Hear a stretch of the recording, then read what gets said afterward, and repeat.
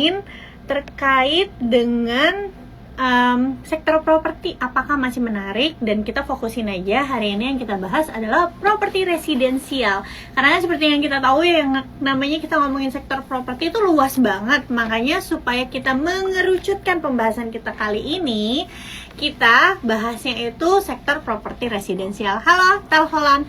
Nah, seperti biasa, kalau misalnya Sobat Cuan ada pertanyaan terkait tema kita hari ini, atau pertanyaan terkait saham atau instrumen investasi lain, Sobat Cuan bisa tulis di kolom question box supaya pertanyaannya tidak tertutup oleh teman-teman yang keluar masuk. Oke?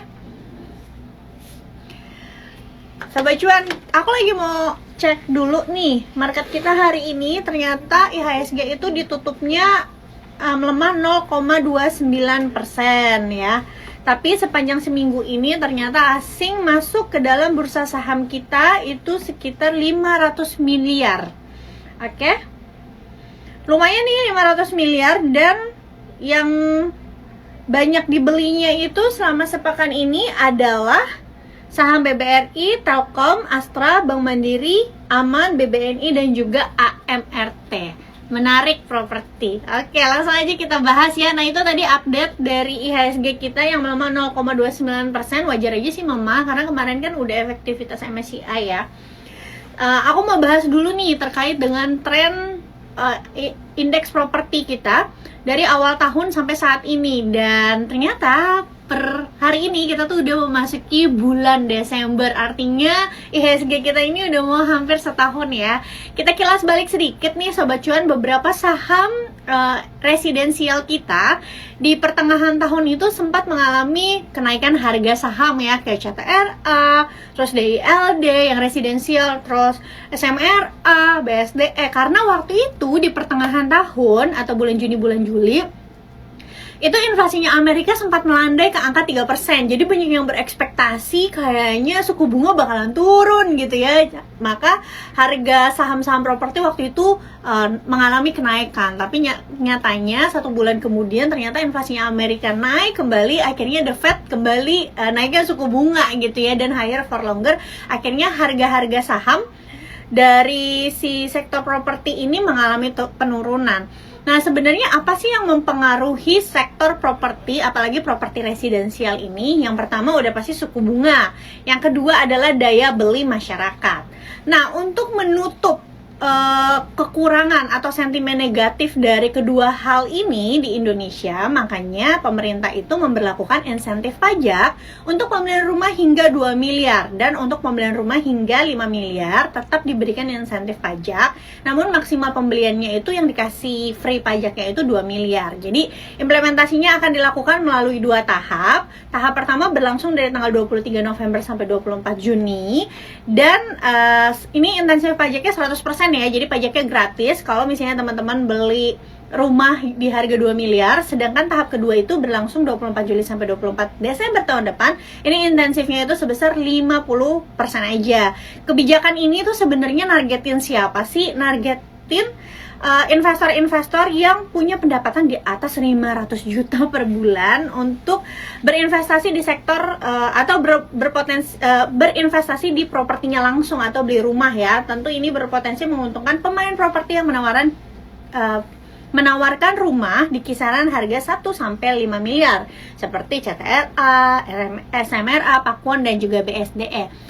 Nah, ini tadi ada yang ngomong di atas, katanya Effendi, PANI. Kalau PANI kita tahu sendiri kok saham-saham sektor dari properti residensialnya turun. Kenapa PANI harganya naik sendiri? Karena PANI ini lagi ada yang namanya corporate action, Sobat Cuan. Jadi perusahaan-perusahaan memang kalau lagi ada corporate action, biasanya pergerakan harga sahamnya itu anomali. Seperti yang kita tahu, PANI kan tahun ini menjalankan right issue yang kedua ya, teman-teman. Kalau mau right issue itu memang kecenderungannya harga saham itu ramai diperdagangkan, akhirnya bisa menaikkan harga saham gitu. Kalau nggak salah right issue-nya kan di harga 5.000 ya, dan ini tuh right issue yang kedua gitu. Tapi kalau misalnya ditanya kira-kira kalau right issue-nya 5.000, sekarang harga sahamnya 4.700 ya kalau nggak salah. Minggu lalu sempat ada yang nanya juga kan ke aku, masih oke nggak Kak Olive? Kalau menurutku kan rate issue-nya udah bentar lagi. Menurutku lebih baik wait and see dulu, karena yang aku tahu nih berdasarkan rumor yang aku dengar, Pani itu mau rate issue-nya 3 kali. Biasanya kalau perusahaan udah selesai rate issue-nya, itu harga sahamnya akan cenderung dia koreksi gitu, balik ke nilai wajarnya. Jadi better teman-teman tunggu aja dulu sampai koreksi, mungkin nanti teman-teman bisa ikutan di rencana rate issue yang ketiganya. Nah, kapan rencana rate issue yang ketiganya? Nggak ada yang tahu, bisa jadi tahun depan gitu. Karena kalau diperhatiin juga waktu pas Pani melakukan rate issue yang pertama gitu ya, itu harga sahamnya setelah rate issue turunnya cukup dalam, 50%-an gitu. Jadi jangan sampai teman-teman baru beli deket-deket mau rate issue-nya. Harusnya belinya udah dari jauh-jauh hari, ibaratnya buy on rumor, sell on news gitu. Oke, teman-teman, Arif ya, Sobat Cuan, Yoa, kalau mau tanya tulis di kolom question box, karena aku akan ngejelasin materi dulu supaya nanti pertanyaan kalian nggak ketiban-tiban sama teman-teman yang keluar masuk, oke? Cuan di Pani banyak Olive, selamat, keren dong. Jangan lupa berbagi ya. Oke, lanjut ya. Nah, kalau misalnya kita mau lihat nih, sebenarnya sebentar, tadi aku udah bahas terkait dengan pajak ya. Nah, aku mau bahas lagi sebenarnya kalau kita ngelihat atau menganalisa perusahaan atau saham dari properti residensial tuh apa aja sih yang harus dilihat. Ini terlepas dari sahamnya tuh melakukan aksi korporasi ya teman-teman. Jadi memang perusahaannya nggak ada aksi korporasi, terus dia menjalankan bisnis seperti biasanya. Nah, yang harus dilakukan sama Sobat Cuan adalah analisa itu pertama persediaan. Kenapa? Persediaan ini ya namanya juga properti ya, yang mereka jual itu bangunan tanah yang siap dijual. Jadi kalau teman-teman lihat laporan keuangan saham properti, harus lihat berapa banyak persediaannya mereka. Lalu yang kedua adalah tanah pengembangan. Tanah pengembangan ini biasa disebut dengan land bank. Mungkin Sobat Cuan udah sering dengar kan land bank.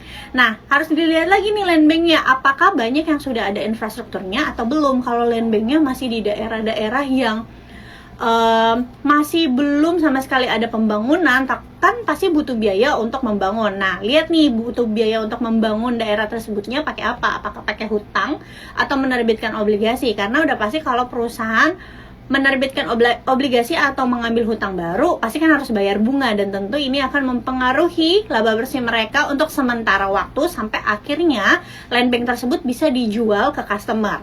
Yang ketiga, jangan lupa cek juga properti investasi. Ayo pertanyaannya di kolom question box ya, jangan di jangan di kolom komen biasa, karena aku akan jawabnya nanti ya, terakhir.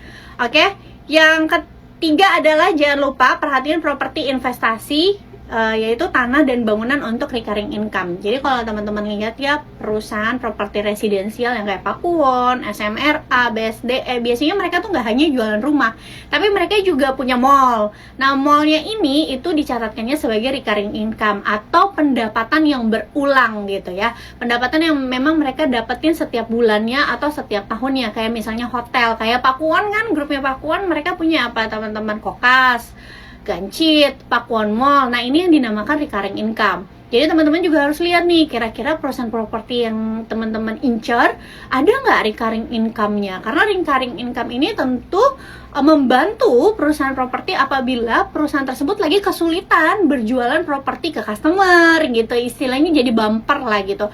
Nah, yang aku tahu kalau perusahaan properti yang recurring income-nya cukup besar di atas 50% itu ada di Pakuwon. Kalau SMRA itu porsinya sekitar 37% aja, jadi kayak Summarecon Mall, terus beberapa hotelnya dia gitu ya. Lalu yang keempat adalah teman-teman di laporan keuangan harus cek utang uang muka atau DP rumah. Karena yang namanya DP rumah atau teman-teman tahu ini adalah marketing sales ya, yang nantinya kalau udah lunas akan pindah ke revenue. Jadi teman-teman kalau mau lihat proyeksi pertumbuhan pendapatan dari saham properti ini atau perusahaan properti ini, teman-teman bisa lihat tuh di bagian balance sheet. Balance sheet itu bahasa Indonesianya neraca keuangan. Teman-teman bisa lihat yang namanya utang uang muka gitu. Ini marketing sales yang nantinya kalau rumahnya udah serah terima, pasti nanti si utang uang muka ini akan berubah menjadi revenue atau pendapatan perusahaan gitu. Yang terakhir ya jangan lupa lihat pendapatan perusahaannya gitu ya. Terakhir laba bersih ya. Kalau Percuma kalau pendapatannya tinggi tapi laba bersih perusahaannya itu nggak bagus atau malah minus, berarti ada yang salah nih sama pengelolaan biayanya. Apakah hutangnya kebesaran, atau mereka bayar gaji kegedean, atau kurang efisien, atau beban pokok penjualannya kebesaran gitu. Sedangkan kan uang yang untuk investor itu datangnya dari laba bersih. Itu kenapa laba bersih penting untuk para investor. Oke? Lanjut. Nah, sebelum jawab pertanyaan, aku lanjut dulu ya. Sekarang kita bahas satu persatu saham yang saham properti yang menurut aku based on kinerja layak dilirik, apalagi insentif pajaknya itu untuk rumah-rumah harga 2 miliar, yang dimana banyak dari rumah-rumah dari perusahaan properti ini dijualnya itu di bawah 5 miliar atau bahkan 2 miliar ke bawah gitu ya. Yang pertama ada CTRA nih Sobat Cuan. CTRA itu punya proyek kolaboratif udah 5 tahun berjalan ya, di mana CTRA bekerja sama dengan pemilik tanah untuk bersama-sama mengembangkan properti dengan skema bagi hasil 50/50 gitu. Penjualan pemasarannya per kuartal 3 2023 luar biasa, mencapai penjualan pemasaran sebesar 7,8 triliun. Dan ini sudah setara 80% dari target tahunan manajemen gitu. Diharapkan CAGR pertumbuhannya itu 9% selama 10 tahun ke depan. Tapi bila dibandingkan tahun lalu, pendapatan atau laba tahun ini masih mengalami penurunan. Serta dari sisi valuasi untuk CTRA saat ini menurut pendapatku itu sekarang harganya lagi di harga wajar, jadi kurang under value ya. Sekarang itu menurutku valuasinya kurang menarik untuk CTRA, apalagi kalau misalnya kita lihat teknikalnya juga lagi berada di area resistance untuk CTRA. Jadi kalau gitu gimana Kak Olive? Apakah kita harus nunggu aja kalau misalnya aku ngincer CTRA nih, aku udah analisa gitu, kayaknya potensinya bagus. Disclaimer on, kalau untuk pandangan aku pribadi, CTRA itu baru menarik di harga 1000 sampai 1010 ya, atau 1050 lah. 1000 sampai 1050 itu baru menarik. Jadi untuk CTRA saat ini wait and see, karena emiten lain masih ada yang PBV-nya itu lebih murah dibanding CTRA. Sebenarnya Sobat Cuan, kalau kita valuasiin saham-saham properti residensial itu sebenarnya idealnya itu pakai yang namanya valuasi RNAV dibanding PBV. Kenapa? Karena harga tanah yang ditulis di laporan keuangan itu harga asli ketika si developer beli zaman dulu. Contoh nih BSD. Harga tanah sekarang di BSD berapa? Katakanlah 10 juta per meter atau 15 juta per meter. Tapi di dalam laporan keuangan yang ditulis tuh cuma berapa ratus ribu. Pasti BSD-nya itu beli pada tahun itu gitu. That's why sebenarnya kalau kita ngelihat PBV itu tidak mencerminkan valuasi yang sesungguhnya, alias itu tuh kemurahan. Karena kan ekuitasnya yang ditulis harga tanah waktu dia beli ya. Sedangkan kalau dijual kan sekarang harga tanahnya udah nggak segitu, udah naik berkali-kali lipat. Meskipun kita harus mengurangi biaya pembangunan dan lain-lain. Itu kenapa sebenarnya lebih ideal itu pakai RNAV. Cuma cari data RNAV itu kan agak susah ya teman-teman. Makanya untuk simpelnya banyak yang menganalisanya itu pakai PBV. Kalau aku sih senangnya pakai PBV standar deviasi. Jadi kita melihat secara histori apakah PBV saat ini itu sedang mahal atau murah berdasarkan historinya. Biasanya aku pakai yang PBV standar deviasi 5 tahun terakhir. Jadi contoh, kalau misalnya PBV standar deviasinya sekarang ada di bawah mean standar deviasi, misalnya PBV min 1 atau min 2, artinya dia lagi murah. Kalau dia berada di area min, artinya dia itu lagi wajar. Kalau dia lebih dari min PBV, artinya dia lagi mahal. Nah, cara lihatnya gimana? Kalau aku biasanya lihatnya di salah satu aplikasi sekuritas di Stockbit. Ini tidak promosi ya, tapi memang biasanya aku lihat datanya dari situ gitu, gampangnya. Oke, so untuk CTRA pandangan aku pribadi masih kurang menarik ya. Jadi kita wait and see dulu untuk CTRA. Kalau misalnya dikasih di 1000 atau 1050 baru lebih menarik gitu. Selanjutnya BSDE pada kuartal 3 2023 angka pra penjualan mencapai 6,8 triliun atau sekitar 76% dari target pra penjualan. Jadi kalau dibandingin sama CTRA tadi, pra penjualannya CTRA lebih bagus ya, udah sampai 80% dari target penjualan. Oke. Dalam kontribusi pra penjualan residensial itu menyumbang 50% dari total penjualan. Jadi Kan balik lagi tadi yang aku bilang kalau properti residensial itu mereka bisnisnya nggak cuma jualan properti, biasanya itu ada recurring income seperti sewa hotel, gedung, terus juga tenan di mall. Nah, dari jualan propertinya itu sendiri, proporsinya itu sebesar 58% dari total prapenjualan si BSDE ini. Oke. Nah, kinerja yang kuat terutama didorong oleh keberhasilan penawaran residensial dan komersial di BSD City. Prapenjualan dari kawasan BSD City menyumbang sekitar 75% dari total prapenjualan yang dicapai BSDE pada 9 bulan tahun 2023. Artinya apa? Thank you Rifki. Artinya apa? Jadi prapenjualannya BSD itu mayoritas itu datangnya dari si penjualan BSD City. Padahal kan seperti yang kita tahu BSDE itu Bumi Serpong Damai itu dia perumahannya sebenarnya nggak di BSD aja, ada di tempat-tempat lain. Tapi memang ternyata BSD sendiri itu masih jadi penyumbang prapenjualan utama untuk perusahaan. Oke. Meski begitu, laba bersih mengalami penurunan karena salah satunya adalah naik beban bunga gitu ya. Jadi meski pendapatannya bertumbuh dibanding tahun kemarin, tapi laba bersihnya mengalami penurunan sedikit karena kenaikan beban bunga. Gitu kan, seperti yang kita tahu dolar kemarin sempat menguat ya teman-teman. Biasanya perusahaan-perusahaan properti itu hutangnya dalam bentuk dolar. Jadi kalau dolarnya menguat, berarti nilai dari hutangnya biasanya ikutan naik gitu.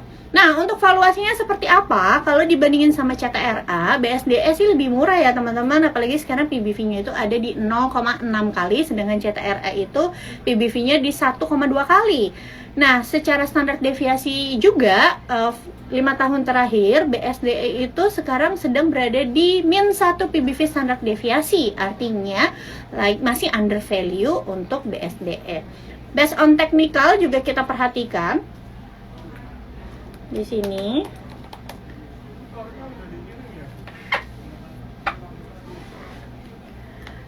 Based on technical, kalau misalnya BSDE bisa mencapai di angka 1000, ini jadi wilayah yang menarik walaupun secara PBV sekarang juga udah murah ya teman-teman. Putus-putus ya, iya soalnya lagi hujan, mohon maaf ya.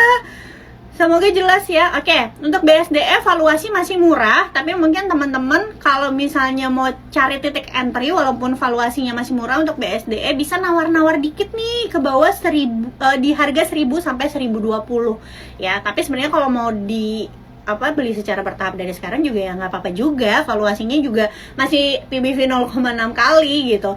Tapi ya kalau mau cari titik entry pakai technical analysis, better nawar-nawar dikit di harga 1000 sampai 1021. Sampai 1020, sorry.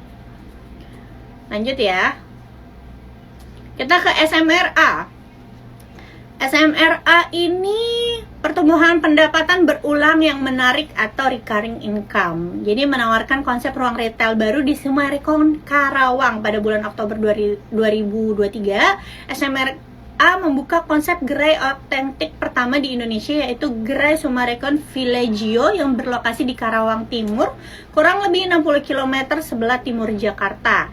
Villaggio Outlets menempati area seluas 88.120 meter 2. Nah, ini kalau Sobat Cuan kemarin sempat perhatiin di TikTok rame banget kan pada posting-posting ini nih, Gerai Summarecon Villaggio setahu aku yang katanya jual-jual barang branded tapi harga diskon. Ini mirip yang kayak di Paris kalau nggak salah, di Perancis, mirip kayak yang di Perancis gitu. Jadi barang-barang branded yang seasonnya udah lewat mereka jual secara diskon di sana gitu. Nah, ini tempatnya di Karawang Timur. Pendapatan berulang memberikan kontribusi sebesar 37% terhadap total pendapatan kuartal 3 2023. SMRA menghasilkan total pendapatan sebesar 5 triliun pada 9 bulan tahun 2023, tumbuh 20% year on year. Bagus ya pertumbuhan pendapatannya ya, 2 digit. Dengan semua segmen membukukan pertumbuhan yang kuat. Pendapatan dari penjualan properti naik 19% menjadi 3,1 triliun, sementara pendapatan berulang menghasilkan pertumbuhan 22% year on year. Emang kalau dilihat ya sekarang, aku juga kemarin sempat ngomong sama temanku, kayaknya SMRA sekarang lebih rame, lebih hidup dibanding BSDE nggak sih?